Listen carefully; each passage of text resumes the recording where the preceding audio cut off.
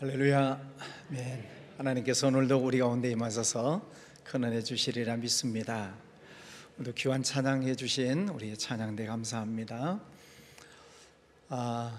저희 부부의 삶을 조금 말씀드리려고 합니다. 어느 날 제가 아내에게 여보 내 안경 어디 있지? 하고 물어봤습니다.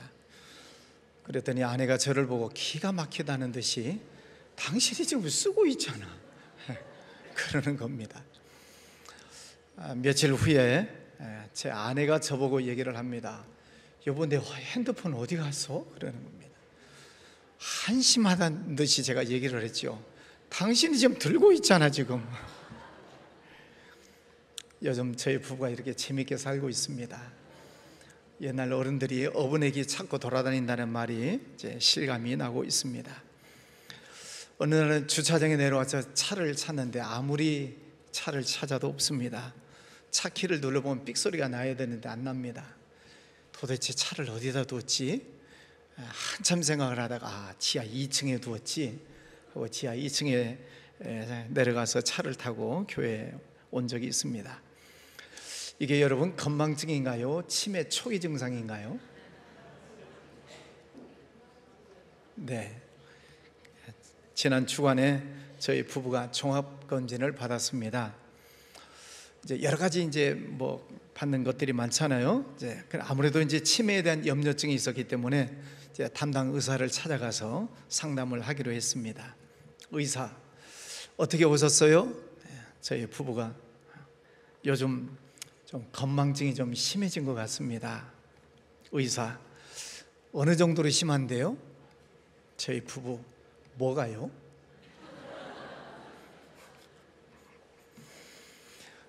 건망증과 치매에 대한 차이점을 말씀드릴 테니까 잘 분석해 보시고 여러분도 해당되는지 잘 알아보시기를 바랍니다.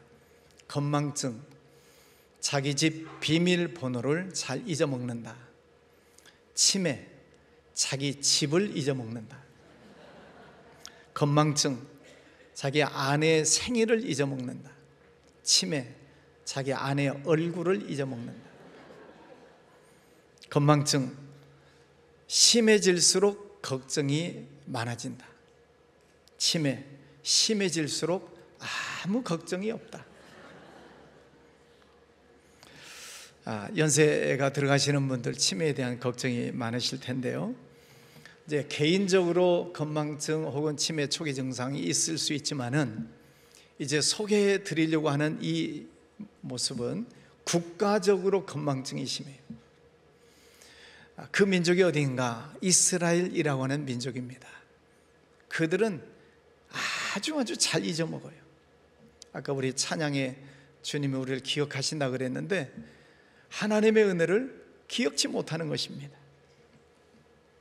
그래서 오늘 본문 말씀이 사사기 말씀인데 사사기에 나타나고 있는 이스라엘 백성들의 특징이 뭐냐면은 잘 잊어먹는다는 것입니다. 이전 세대가 하나님 말씀에 불순종하다가 심판받고 징계를 받은 적이 있는데 한 세대만 지나가면 잊어먹어요. 그래서 또 죄짓고 불순종하는 일들이 계속 반복되고 있다는 것입니다. 하나님의 구원을 그렇게 많이 경험하고도 하나님께서 주신 은혜와 축복을 그렇게 많이 받고도 한 세대만 지나가면 다 잊어먹어요. 또 죄를 지어요. 성경을 보고 말씀을 드리겠습니다. 사사기 2장 10절, 그 세대의 사람도 다 그 조상들에게로 돌아갔고 그 후에 일어난 다른 세대는 여호와를 알지 못하며 여호와께서 이스라엘을 위하여 행하신 일도 알지 못하였더라. 2장 11절, 이스라엘 자손이 여호와의 목전에 악을 행하여 바알들을 섬기며 3장 7절, 이스라엘 자손이 여호와의 목전에 악을 행하여 자기들의 하나님 여호와를 잊어버리고 바알들과 아세라들을 섬긴지라. 3장 12절, 이스라엘 자손이 또 여호와의 목전에 악을 행하니라. 4장 1절, 에웃이 죽으니 이스라엘 자손이 또 여호와의 목전에 악을 행하매. 이스라엘 백성들이 하나님의 은혜를 잊어버리고 또 죄를 짓고 또 죄를 짓는다는 거예요. 그런데 오늘 이 말씀 바로 앞부분에 가면 어떤 말씀이 나오는가? 3장 11절 그 땅이 평온한 지 40년에 그 땅이 80년 동안 평온하였더라. 이스라엘을 구원하였더라. 그 땅이 40년 동안 평온하였더라. 여러분, 이게 얼마나 큰 축복입니까? 하나님께서 그 땅에 40년 동안 80년 동안 평온하게 살 수 있는 은혜를 주시고 축복을 해 주셨어요. 근데 이 말씀이 끝나고 난 그 뒤 6장 1절을 보면은 이스라엘 자손이 또 여호와의 목전에 악을 행하였으므로, 하나님께서 주신 많은 은혜와 축복이 있는데 한 세대만 지나가면은 다 잊어버리고 또 여호와의 목전에서 악을 행했다. 그게 사사기 시대에 반복 또 반복되고 있는 것입니다. 여러분이 하나님이라면 이런 백성들을 어찌하시겠습니까? 저같이 성질이 좀 못된 사람이면 당장 요절을 내지 않겠습니까? 근데 하나님께서는 참고 또 참고 많은 선지자를 보내셨는데 오늘 말씀해 보면 이제는 오늘은 여선지자를 보내시고 있습니다. 누군가? 첫 번째, 랍비도스의 아내 드보라. 4장 4절입니다. 그때 랍비도스의 아내 여선지자 드보라가 이스라엘의 사사가 되었는데, 이 사사 시대는 지금으로부터 약 3400년, 3300년 전 이야기입니다. 오래전 이야기죠. 그 시대에 여성들의 지위가 없었습니다. 이렇게 사람들이 모여있으면 사람들의 숫자를 세잖아요. 그러면 1명, 2명, 3명 세는데 여자는 빼고 세요. 별로 기분이 안 나쁘신 것 같은데. 그러니까 사람 수에 여성들은 포함이 안 된다는 말입니다. 그 일들이 신약 성경에도 기록되고 있잖아요. 그래서 오병이어의 사건이 일어나고 있을 때 성경은 장정만 5,000명 먹고 12광절에 남았더라. 남자만 세는 거예요. 그만큼 그 시대에는 여성들의 활동이 드러나 있지 않습니다. 그런 시대에 하나님께서는 랍비도스의 아내 드보라를 선지자로 부르시고 있습니다. 그러면 이 랍비도시라고 하는 이 남편이 얼마나 유명한 사람이기에 그 부인을 부르셨을까 하고 제가 성경을 다 뒤져봤습니다. 그 남편 랍비도시라고 하는 사람은 누구인가? 성경을 다 검색을 해봤더니 성경에 딱 한 번 기록되고 있는데 오늘 본문입니다. 그 외에서는 랍비도시라는 이름이 안 나와요. 그러니까 그 사람이 직업이 무엇인지, 뭐 직분이 무엇인지, 어떤 인물인지, 무엇을 하는 사람인지 아무것도 없어요. 다시 말하면 평범한 사람이다, 그런 뜻입니다. 그 평범한 사람의 부인을 하나님께서 선지자로 부르시고 있습니다. 여선지자 그리고 사사라고 말씀하고 있습니다. 사사라고 하는 이 직분은 그 당시에 이스라엘에 왕이 없었어요. 그러니까 백성들을 다스릴 때 사사라고 하는 이 사람들이 잠깐 나타나서 왕 노릇을 합니다. 그 나라에 전쟁이 나면 장군복을 입고 나와서 전쟁을 해야 되는 사람이 사사입니다. 또 백성들 재판해야 될 일이 있으면 재판관 자리에 앉아서 재판을 하는 일도 사사들이 했습니다. 그래, 왕이 없었기 때문에 왕 노릇도, 장군 노릇도, 또 재판관도 여러 가지 일들을 하면서 그 나라를 잠시 지키고 인도하는 사람을 사사라고 이야기를 합니다. 하나님께서 이 드보라를 사사로 부르셨을 때, 그러면 이 랍비도시라고 하는 이 남편은 어떤 입장을 취해야 할까요? 자, 남편들 많이 계시는데 여성을 인정하지 않는 그 시대에 하나님이 여러분의 부인을 사사로 부르셨어요. 그럼 남편 입장에서 어떻게 대응을 하시겠습니까? 여보, 잘 됐네. 당신이 이번에 나와서 사사 노릇을 잘 해가지고 우리 살림 좀 펴시다. 그렇게 얘기를 하시겠습니까? 아니면 반대로 무슨 헛소리를 하고 있습니까? 나라가 지금 위기에 빠졌는데 왜 여자가 나서? 가만히 있어, 이 사람아. 어디 여자가 나서고 자빠졌어? 그러시겠습니까? 그 당시에는 무시했다, 그런 뜻입니다. 당시의 풍습을 보면은 여성들이 나서는 때가 아닙니다. 그런데 랍비옷이라고 하는 이 남편을 보면은 하나님께서 그 부인을 부르셨을 때에 남편이 순종하는 거예요. 하나님의 부르심 앞에 순종하는 것입니다. 그리고 선지자로 사사로 활동을 하는데 남편이 제재하지 않습니다. 그로 인하여 드보라는 사사가 되고 가나안 족속의 족속들과 전쟁을 하는데 나가서 전쟁터에 나가서 전쟁을 하고 승리를 이끄는 대단한 역할을 한 사람이 드보라입니다. 그 당시는 그렇고 요즘은 어떻습니까? 어디에서나 여성의 역할이 지대하지요. 국가 정부에서 여성의 역할이 많습니다. 각국 정상들 모이는 장면을 보면은 여성들이 굉장히 많죠. 여성 총리도 있고 여성 대통령도 있고, 우리나라도 여성 대통령이 한 번 계셨고, 지금도 여성 장관이 있고 여성 장군도 있고 여성 비행사도 있고, 정치, 경제, 사회, 문화, 종교 모든 곳에 여성들의 역할이 굉장히 중요합니다. 없는 곳이 없습니다. 교회에서의 역할은 더 크지요. 우리 교회에서도 요소에 우리 권사님들, 여집사님들 하시는 일들이 참 많습니다.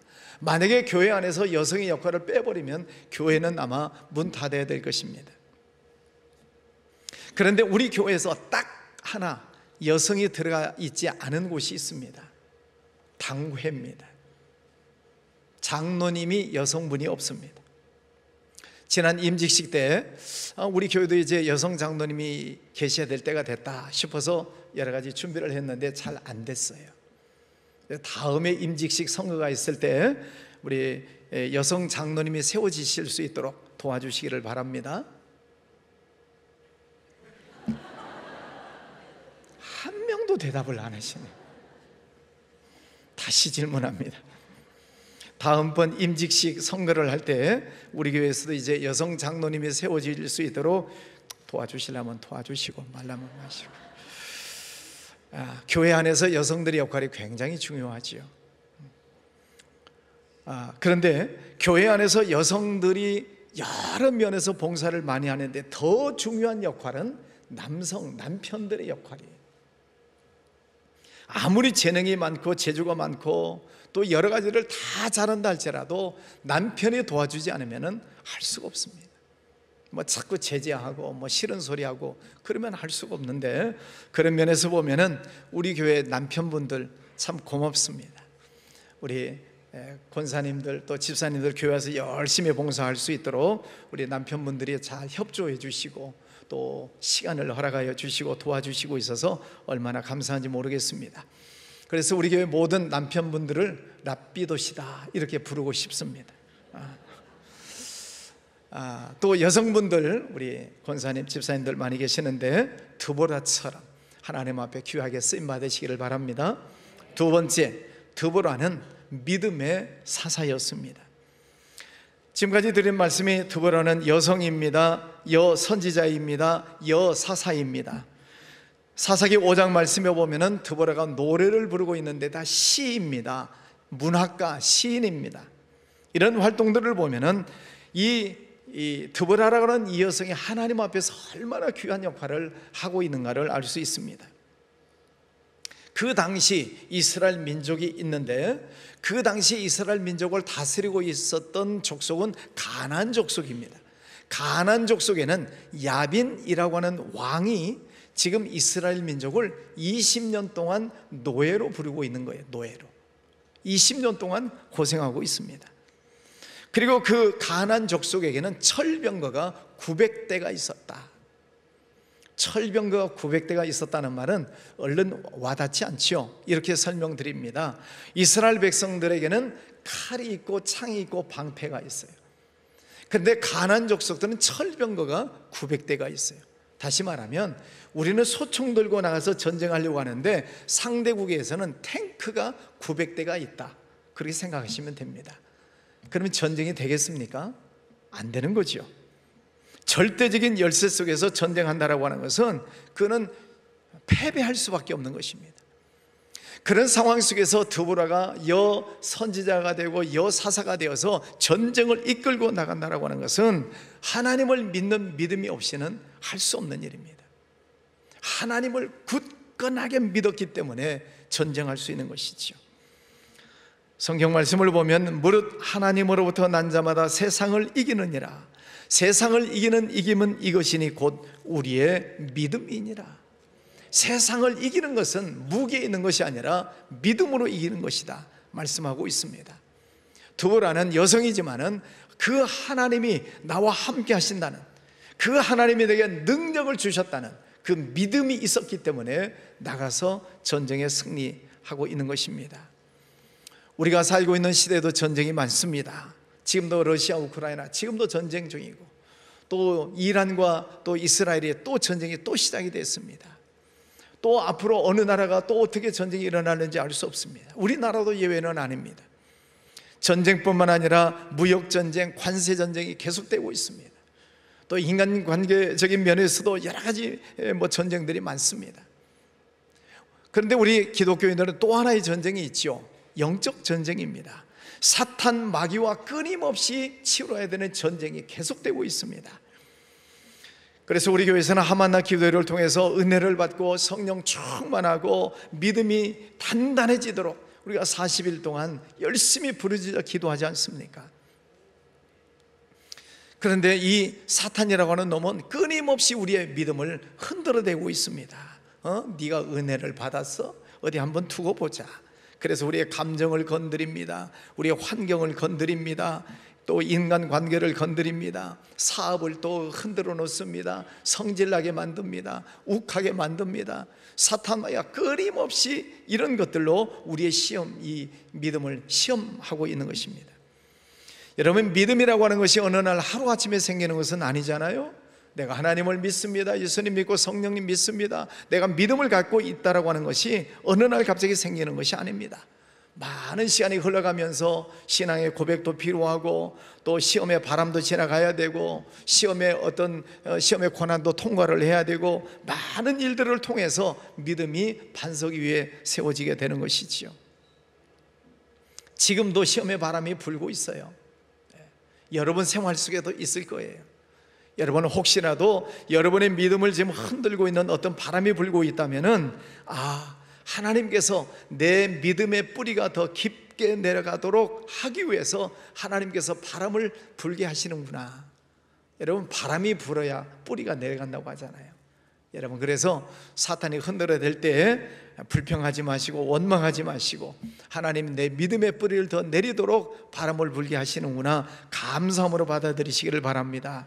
문제가 있다고, 상황이 좋지 않다고, 기분 나쁘다고 내팽개치고 또 떠나지 마시고, 자기 기분에 따라서 움직이지 마시고, 어떤 상황 속에서도 믿음을 붙잡고 가는 것, 이것이 살아있는 믿음이지요. 여러분, 고난이 와도 고통이 와도 어떤 문제가 와도 흔들리지 마시고 믿음을 꽉 붙잡고 승리하시기를 주의 이름으로 축원합니다. 그 사사시대에 여성의 몸으로 선지자가 되고 사사가 되고 전쟁터에 나가서 싸운다는 것이 어디 쉽겠습니까? 얼마나 많은 사람들이 조롱을 했겠어요. 당신이 뭐 하겠냐, 여자의 몸으로 뭘 한다는 것이냐, 비판하고 흉보고 조롱하는 사람들이 많았을 것입니다. 그런 상황 속에서도 이 드보라는 흔들리지 아니하고 오직 하나님을 믿는 그 믿음을 붙잡고, 하나님이 나를 부르셨다라고 하는 그 소명감을 가지고 나가서 전쟁에서 승리하는 것입니다. 여러분, 어떤 상황이 있을지라도 믿음으로 승리하시기를 축원합니다. 세 번째, 드보라는 기도의 사람이었습니다. 드보라는 예언의 은사가 있었습니다. 다시 말하면 하나님의 음성을 들을 줄 아는 사람입니다. 기도를 많이 했다는 것입니다. 오늘 말씀에도 보면은 5장 31절에 여호와여, 주의 원수들은 다 이와 같이 망하게 하시고 주를 사랑하는 자들은 해가 힘있게 도둠갑게 하시옵소서. 기도합니다. 드보라는 기도하면서 전쟁터에 나갑니다. 기도하지 않고서는 이길 수가 없는 것입니다. 홍해 앞에서 모세도 기도합니다. 말의 쓴물 앞에서도 기도합니다. 기도하지 않고서는 이길 수가 없습니다. 5만 번 기도응답을 받았다라고 하는 조지 밀러 이야기를 여러분이 잘 아시지요. 수백 명의 고아 아이들을 키워야 됩니다. 그런데 그날 아침 먹을 게 아무것도 없습니다. 그러나 조지 밀러는 걱정하지 아니하고 하나님 앞에 엎드려 기도하지요. 하나님, 오늘 새로운 날이 됐는데 아이들에게 먹을 양식이 하나도 없습니다. 그러나 하나님께서 채워주실 줄 믿습니다. 예수님 이름으로 기도합니다. 아멘 하고 났는데 갑자기 문 밖에서 빵빵 하는 소리가 납니다. 무슨 소린가 하고 나가봤더니 큰 트럭이 빵을 한가득 싣고 왔습니다. 갑자기 여기에 주고 싶어서 왔다는 거예요. 할렐루야. 여러분, 기도하시면서 응답 받으시기를 주의 이름으로 축원합니다. 하나님께서 어떤 기도를 응답해 주시는가? 내 자신의 욕심을 위한 기도가 아니라, 사리 사욕을 채우기 위한 그런 기도가 아니라 하나님의 말씀에 순종하는 기도, 나라를 위한 기도, 하나님의 영광을 위해서 하고자 하는 기도, 그런 기도를 하나님께서는 응답을 해 주십니다. 우리가 기도하지 않아도 하나님은 다 아시지요. 근데 왜 하나님은 자꾸 우리에게 기도하라고 말씀하실까요? 기도는 대화다라고 얘기를 하고 있는데, 대화라고 하는 것을 놓고 보면은 하나님과 우리가 대화하는 것입니다. 하나님은 우리 속사정 다 알지만은, 그러나 내게로 와라, 너하고 나하고 대화를 하자, 다시 말하면 교제하자는 것입니다. 그래서 쉬지 말고 기도해라, 늘 깨어서 근신하여 기도해라 말씀을 하시는 것이지요. 요즘 새벽 기도 또 저녁 기도하는 자리를 보면서 빈자리가 많이 있는 것을 보면서 안타까움이 있습니다. 하마나 기도회 때는 열심히 나오시다가 끝나고 나면은 또 제자리로 돌아가 버립니다. 그래서 설교 준비를 하다가 반강제적으로 기도를 하게 해야 되겠다, 그런 생각이 들었습니다. 반강제적으로라도 기도하시도록 질문을 드립니다. 나는 내일부터 새벽 기도 나오겠습니다 하시는 분 손 들어보시죠. 자, 거의 손을 안 들었어요. 자, 나는 수요일이나 금요일 저녁 기도에 나와서 기도하겠습니다 하시는 분 손 들어보세요. 네, 2층은 안 쳐다볼 줄 알고 손을 안 드십니까? 네. 장로님, 권사님, 안수 집사님 손 들어보세요. 직분 받아놓고도 손 안 드는 분 없죠? 네. 손 들고 계세요? 네. 나는 기도 안 하겠다 하시는 분만 손 내리세요. 할렐루야. 예. 장로님, 권사님, 안수 집사님들 열심히 기도하십시다. 중직자가 기도의 본을 보이셔야 됩니다. 그저께 제가 금요일 저녁에 다른 교회에서 설교를 하고 왔는데 순복음교회 목사님을 만났어요. 순복음교회 목사님도 열심히 기도하잖아요. 그래서 대화를 하다 보니까 지금도 오살리 금식 기도를 일주일에 한 번씩 하신대요. 대단하죠. 저는 오래전에 가본 기억이 있어서 그때는 수만 명 모여서 하여튼 기도했잖아요.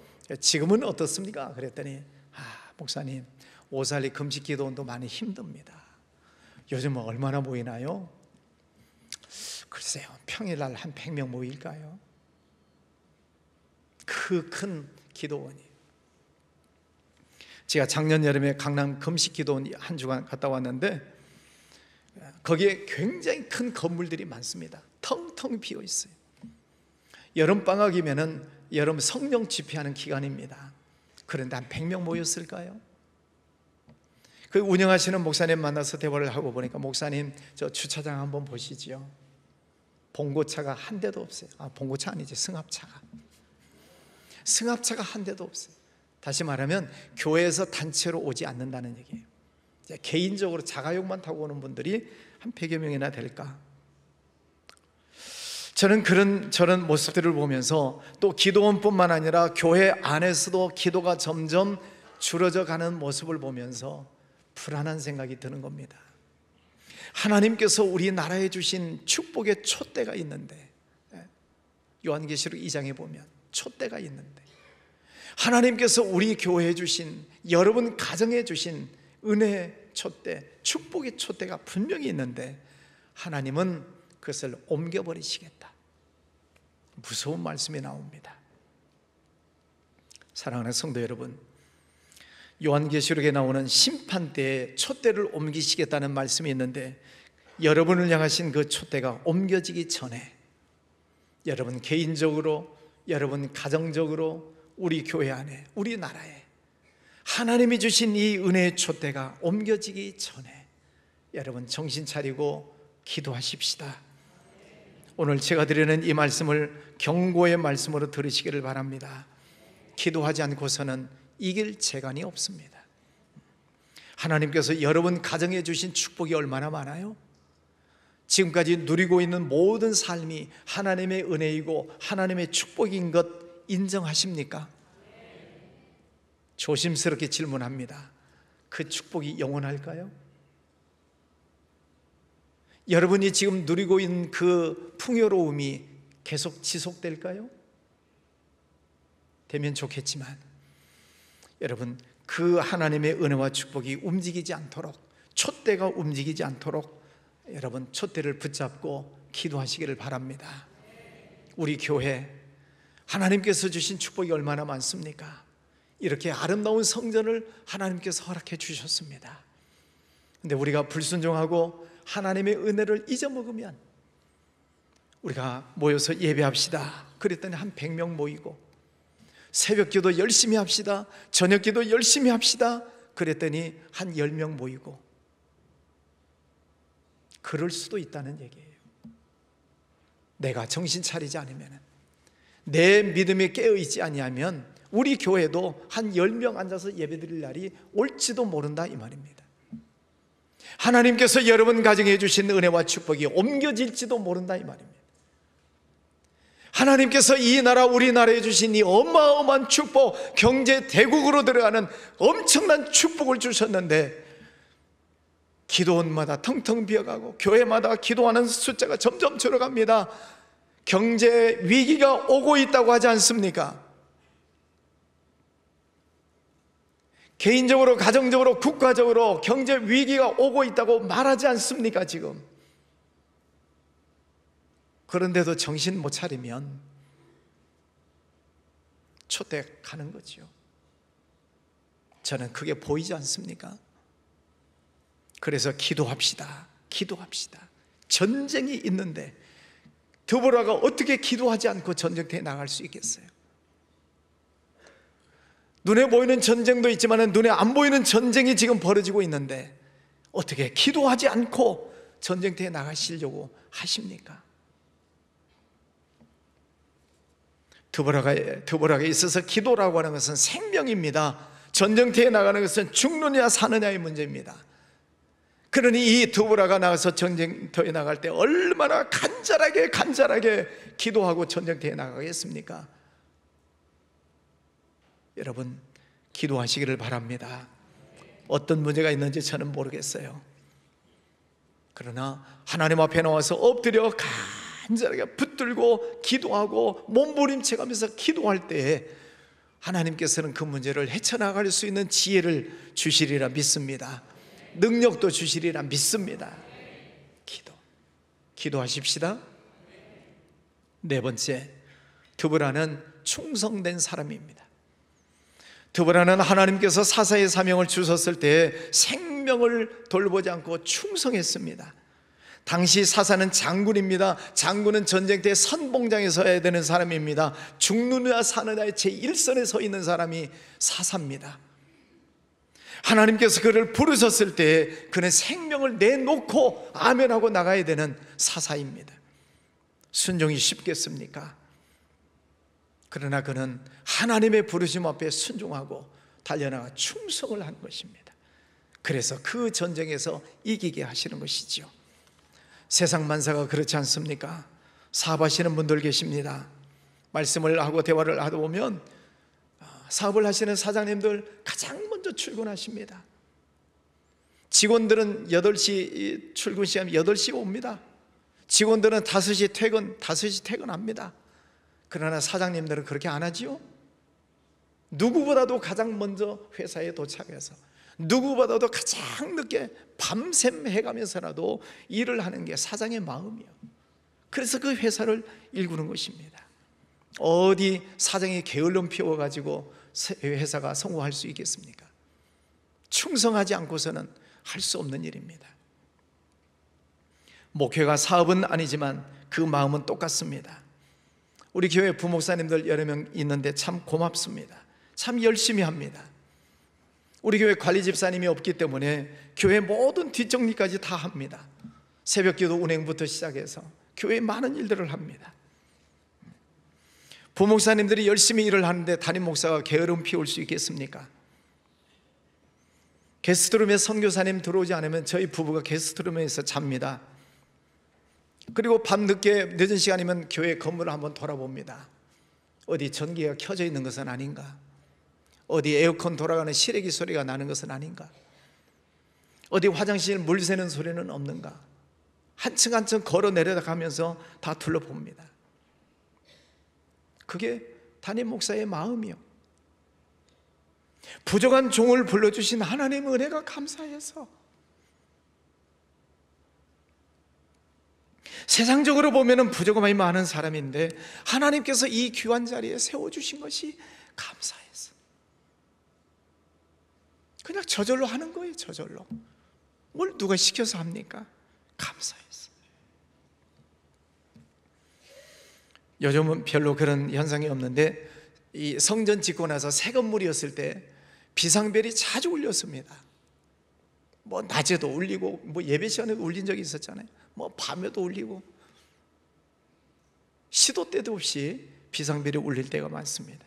바로 조치하지 않으면 밤새도록 비상벨이 울려야 돼. 그럼 밖에 있는 사람들이 난리가 나지 않겠습니까? 신고하고 난리가 나겠죠. 그래서 교회를 떠날 수가 없는 거예요. 그래서 밤에 교회에서 자면서 비상벨이 울리면 빨리 내려와서 조치를 취해야지요.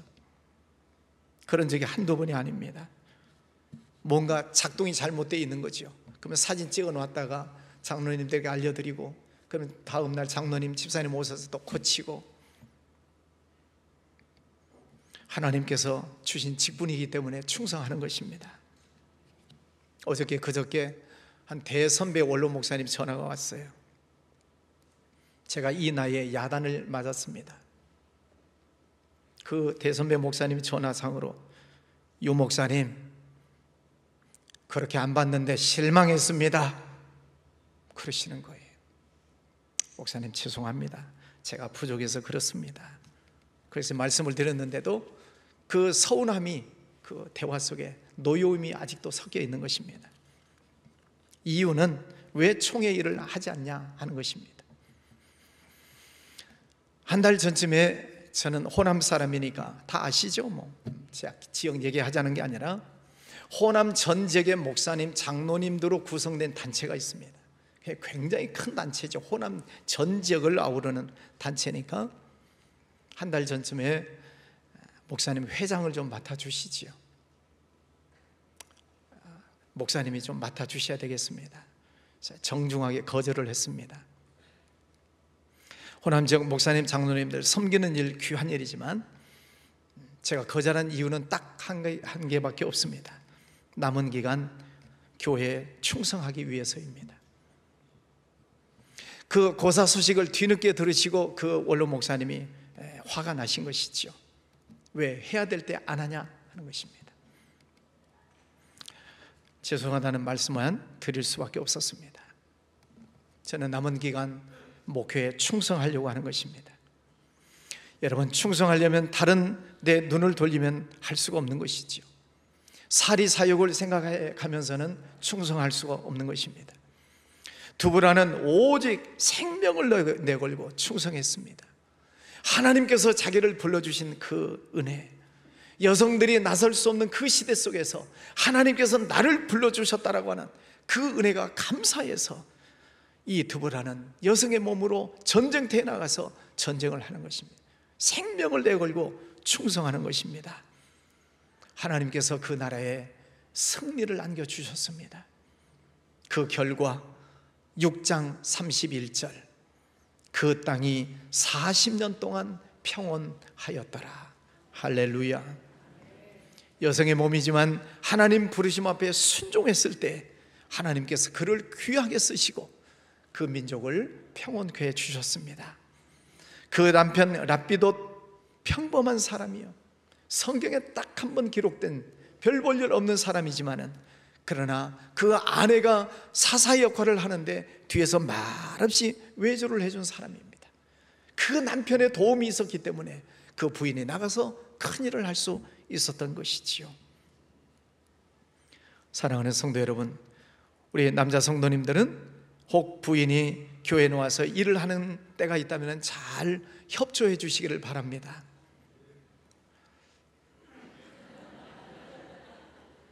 제가 이렇게 얘기를 하더라도 아멘을 해야 될 대목이잖아요. 다시 합니다. 부인이 교회에서 열심히 일을 할 때 우리 남편분들은 열심히 도와주시고 배려를 많이 해주시기를 바랍니다. 아멘, 할렐루야, 감사합니다.